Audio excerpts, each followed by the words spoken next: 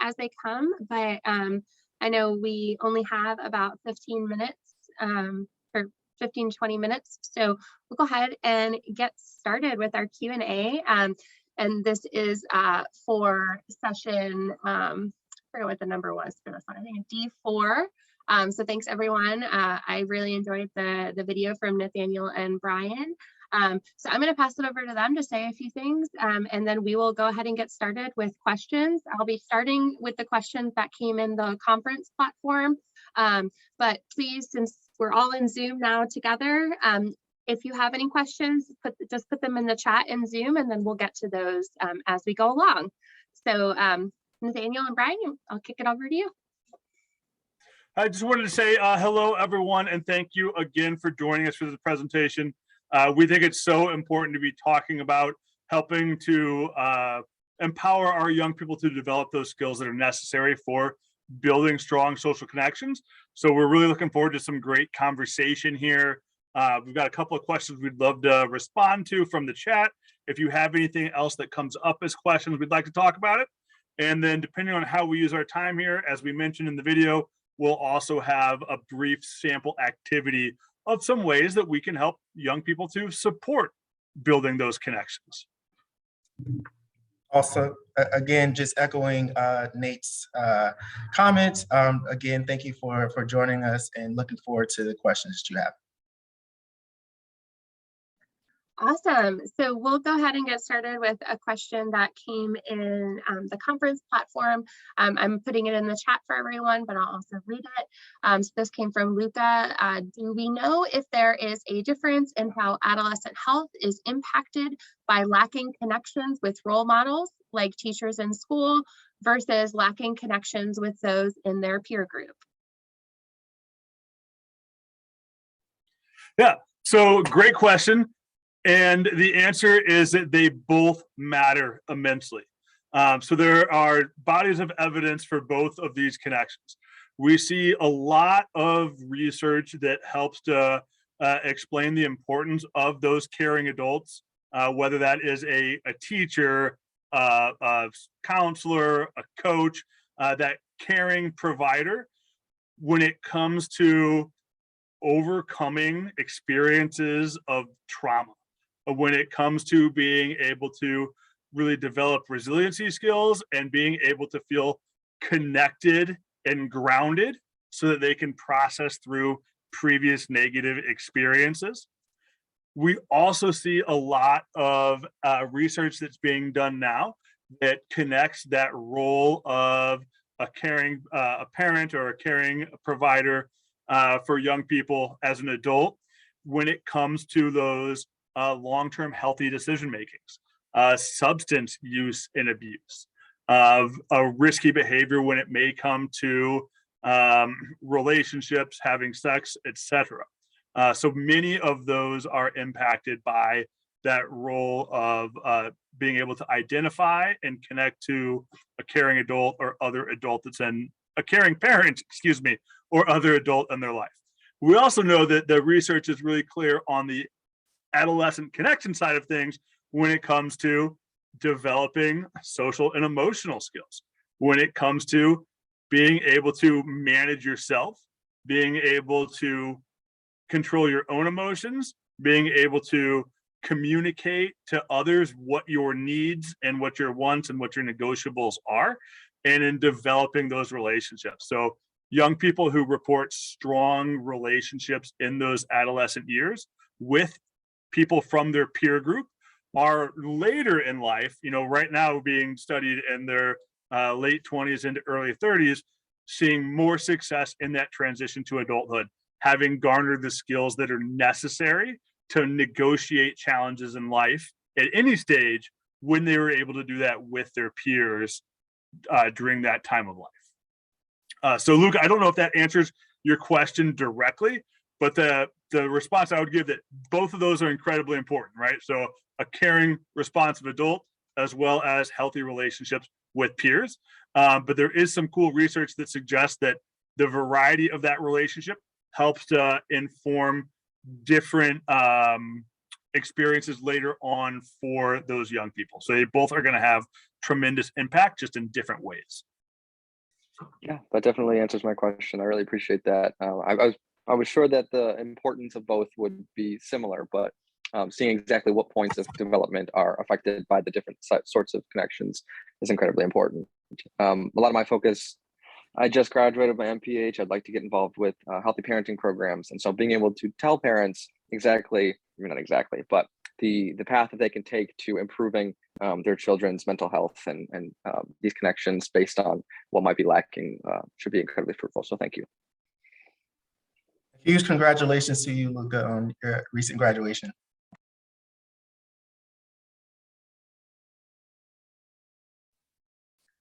Awesome. So we had actually two questions that came in the platform that are related. So I'm going to kind of combine them. But these are, this came in from Janice and Suzanne. So it's about how are youth selected to be enrolled or participate in TCP? Are they referred or self-selecting? And then Suzanne's kind of addition to that question was, are kids in TCP selected to the program because they were identified by a teacher or counselor as needing additional supports in SEL, or is it for any high school student to ask to join? Yeah, and so the joy in this is that TCP is great for everyone, right? And so we have a mix of students who self-select, but we also have teachers and counselors who also recommend for a variety of reasons, right? And so I'm saying right again. And so you think about when you have a group, we don't want folks to just refer students with just behavioral issues, right? That's not going to help in terms of diversity of experiences. So, but ideally, the program is great for everyone. We have a mix of both self-select and students who are identified by teachers and counselors.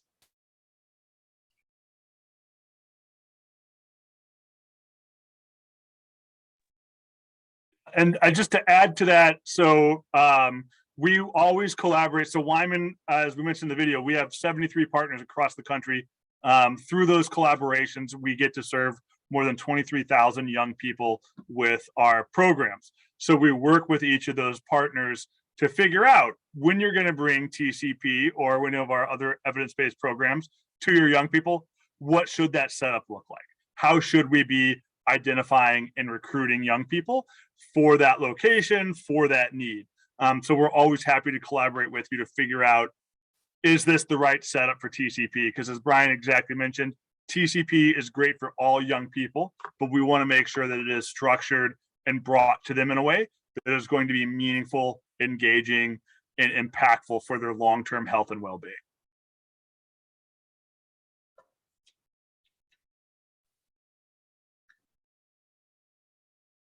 Hi, I see Carrie Ann's hand is up, and I also saw that you had put in a question. Do you want to ask it? Sure, I will. And I apologize getting late. I just now joined the live, but I haven't been able to see the whole video yet. But this topic is very important to Title V programs, I know, because it's popped up more and more in their needs assessment and their programming. And I'm very curious as to your thoughts about if there was a national performance metric to measure adolescent connectedness or another protective factor, what would it be? Some states have developed their own state performance measure, but I'm just curious, since you guys are embedded in the research, which one do you think is particularly powerful? All of them. So I know that's not that's the funny answer. It's not the great answer. Yeah, absolutely. Though, to echo what Andrew just put into the chat, would love to have a national performance measure on this. We have had the great fortune to be able to collaborate both here in Missouri and in Wisconsin to be able to support some of the Title V work and figuring out next steps for strategic plans and identifying those performance measures. So I would love to see that at the national level as well. And of course, I'm saying this just to stall because I'm trying to pinpoint exactly what I would want to say as that metric. You can always get back to me on it. Yeah, you know, I would love to. I would absolutely love to. And I'm really thinking, like, how do we write that in a form that is specific to something that we might be reporting on mental wellness and like safety, because that is something that is going to come from both that caring adult as well as from peers when we feel we have trusted relationships to be vulnerable and to be able to maybe reach out when we feel like we are struggling or potentially suffering. With here in Missouri, Andrew's got that in the chat for us as well. We are looking specifically at suicide rates. So we are looking at that, knowing there are so many things that may go into that around connections, around social and emotional learning, around positive development. So that is kind of our larger leading indicator. But Carrie Ann, I would love to have more conversations with you about that. I mean, adolescent suicide is a national outcome measure right now, and I know that some states choose that as a state performance measure. So trying to walk it back upstream and think about the protective factors that could be a performance measure would be helpful. But great, glad there's interest.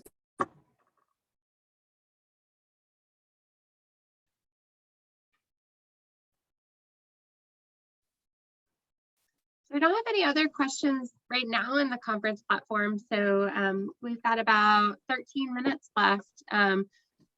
Folks are welcome to come off mute and ask questions, pop them in the chat. I don't know if there's anything, Nathaniel and Brian, that you maybe wanted to touch on. Floor is yours. So we're happy. Brian, let me not cut you off. Did you have anything here you wanted to add? No? Okay. So we're happy to continue to answer questions. If you have any, please add them into the chat. But we're super excited to share TCP with everybody. So if you all are interested, we'd love to bring you a TCP activity. So this is an activity that young people would take part in. TCP is a curriculum-based program. It is 12 sequential lessons. So this comes from lesson number 3. So in the first 2 sessions, we're kind of getting to know one another. We're setting up our agreements, how we're going to interact. And then we start thinking about what are some barriers to connections? What are some things that we might face or that we might do that prevent us from really connecting who we are to who somebody else is? So that's just the context for what this activity is. And this activity is called Behind the Masks. So what I'm going to invite you to do is to join me on a Mentimeter. So I'm going to put this in the chat for everybody to be able to access. You can pull it up on your phone or on another web browser, whatever is going to work for you. And I will share my screen so you can take a look at it.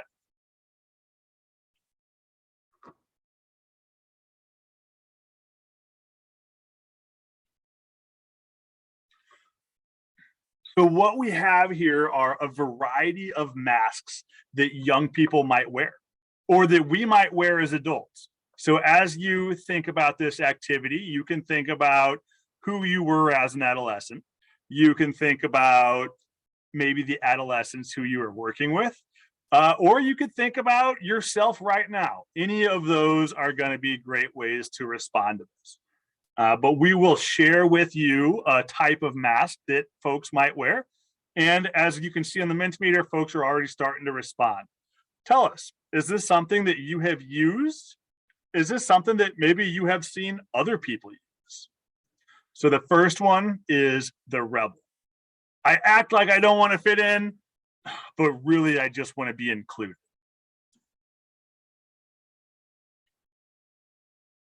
All right, we got a lot of folks who have used this or have seen this. So I don't want to put anybody on the spot, but for those of you who have used it or for those of you who have seen it, what might this sound like or what might this look like if you're an adolescent?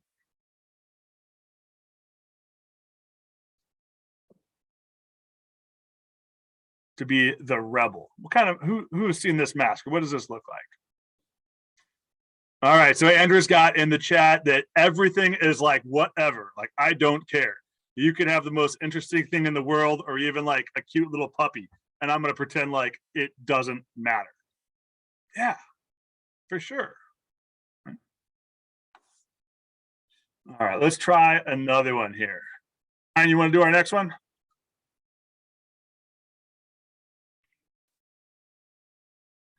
Sure thing. And so this mask is the Joker, right? And so sometimes I act silly and goofy for laughs to hide how I really feel.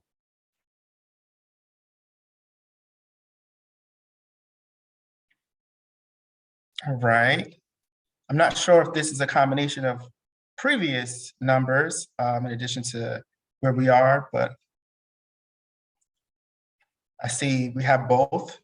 I've seen this or have used this. Yes, Nate, it's definitely a popular one. And so what might this look like?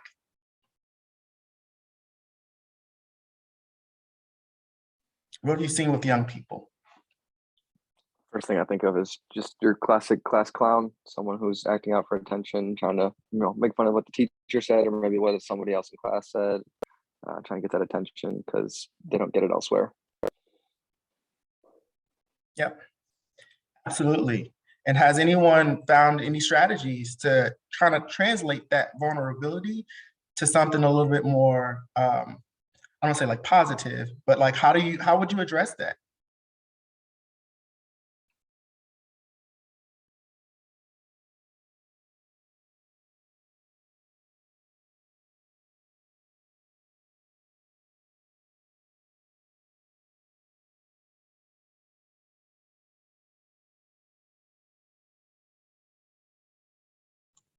I have a question in regards to that. Would it be so that you don't scold them for trying to act funny or silly and maybe find, a way to connect through that silliness in order to, I'm just trying to think about, sometimes class clowns may get penalized, or they might be scolded in front of their peers. And I think that doesn't really help the issue or get to what else might be going on in their life. So is it how maybe connect with them using that factor of silliness or joke? I don't know, what would you suggest? I was trying to take myself from mute, right? And so I think that you have I love this example because there's a number of ways that you can address this, right? So one of the ways that you kind of mentioned was just connecting with the young person outside, right? And so if a young person is acting silly or you can kind of sense that this could be vulnerable, like this subject matter or whatever you're talking about is vulnerable for them, you can take them aside and have a conversation. And one of the things that I would typically yield back to is our ground rules or our what we call our ropes. And so one of the pieces in almost all of the groups that young people are, we connect with, they say we keep it real. And so that also helps them to stay grounded, to lay the foundation of trust. And so you'll kind of be able to gauge whether or not, like, am I going to be able to address this as a group? Are they going to be vulnerable? What does that do for us when we create that sense of vulnerability? Does it encourage others to be vulnerable? And so forth, so on and so forth. So initially, I would just kind of like take them out and address that to see what's actually going on.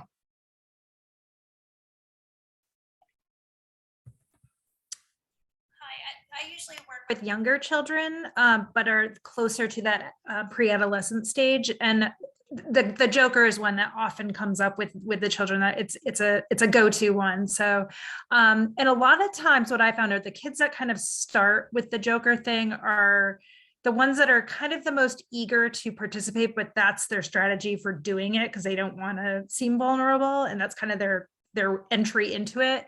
And a lot of those kids are often super creative too. So I like to take that goofiness and use it for good and try to, use that humor to lighten up the rest of the group. And but you do have to rein it in pretty quickly too, or you've completely lost them. But when you can, just kind of using that creativity to help bring everybody together rather than setting everybody apart. Absolutely. And Brian's got this in the chat too. But I love those young people who, because there's two ways to be the Joker. One is to be the center of attention so that you don't have to do something new or scary possibly. Or the other is to deflect that onto somebody else. But those young people who are comfortable kind of being that on stage presence, I love to make the special assistant or the project manager for the day. What are those responsibilities? What are those roles that we can give them so that we are channeling that energy into something that is intentional rather than just waiting to see where it's going to land? Absolutely. All right. It looks like we got just about 4 minutes left here. So we're going to do one more and then a close up here. I don't mean to cut anybody off. We are always happy to talk more with any of you. Again, our email addresses should be on the PowerPoint slides. They should be on the AMCHP registration. So please at any time reach out to us if you want to continue any of these conversations. But let's see if we can get one more in here.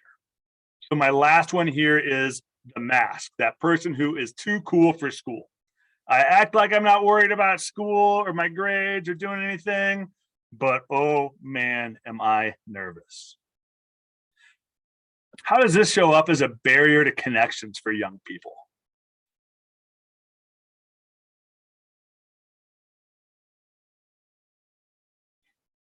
If I'm too cool for school, how is that going to be a barrier for my connection to meet with others or to build a relationship with others? This is a hard one. I think it's such a great barrier because it really, if you don't have an adult that can handle it, it immediately puts up that barrier very quickly.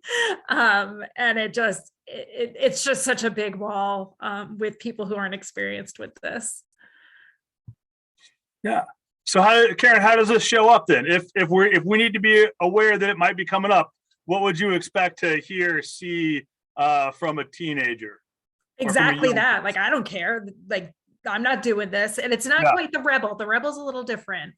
This one is more just shutting down, and this is just not important to me. And no matter what you say is going to convince me otherwise. And it's a pretty standoffish one. It's a great tool. That young person who, when I hand them the assignment, they take it and they drop it right into the trash in front of me, and they look and say, you know, their eyes just say, what are you going to do? Right.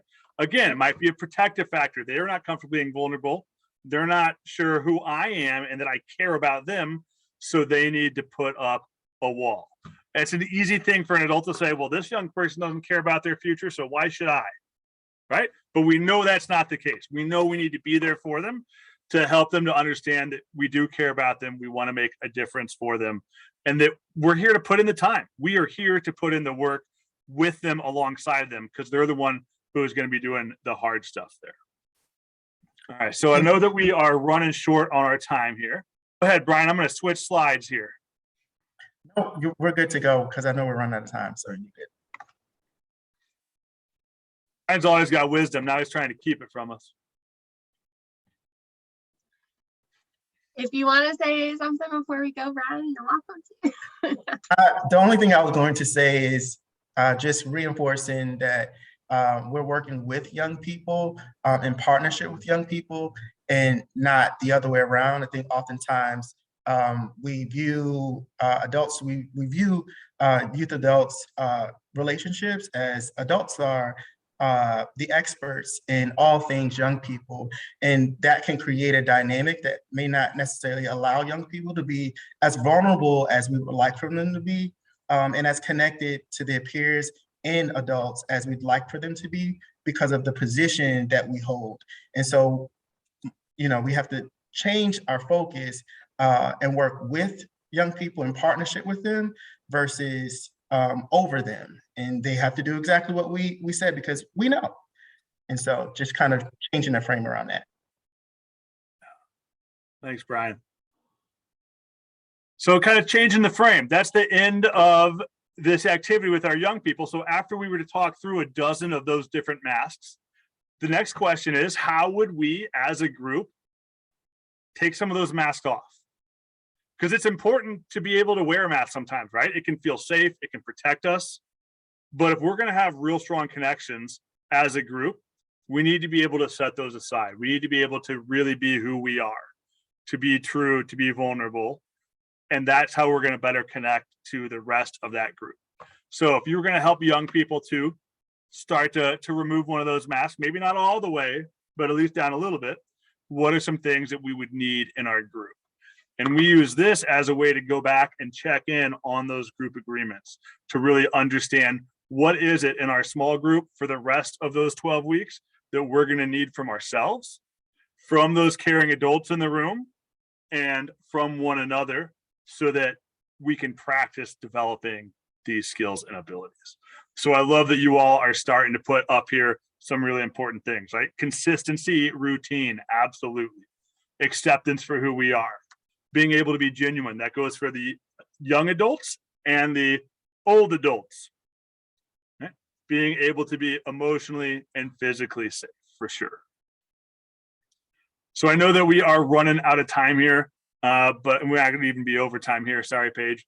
But thank you all so much for not just sitting around and watching our video, but for engaging and interacting with us, having this conversation. Like I said, we love doing this work. We love being able to support folks around the country to do this work. So if anytime we can be supportive and helpful to your efforts with young people, do not hesitate to reach out to us.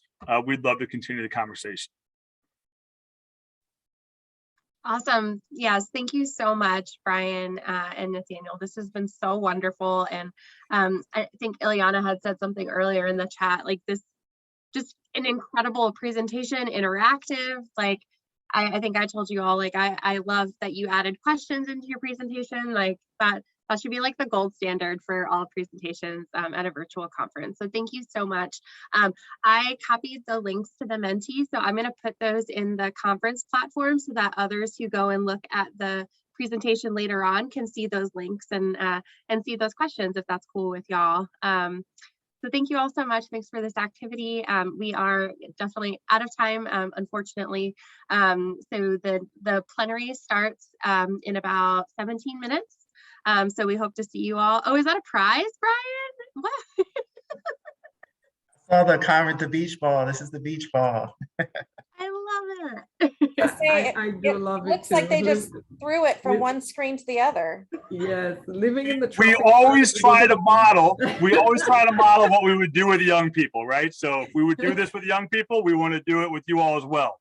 Steal these ideas. Use them with your own colleagues. Use them with your own youth. Thank you, everyone. I love it. All right. Thank you all. Hope to see you all in the plenary. Bye.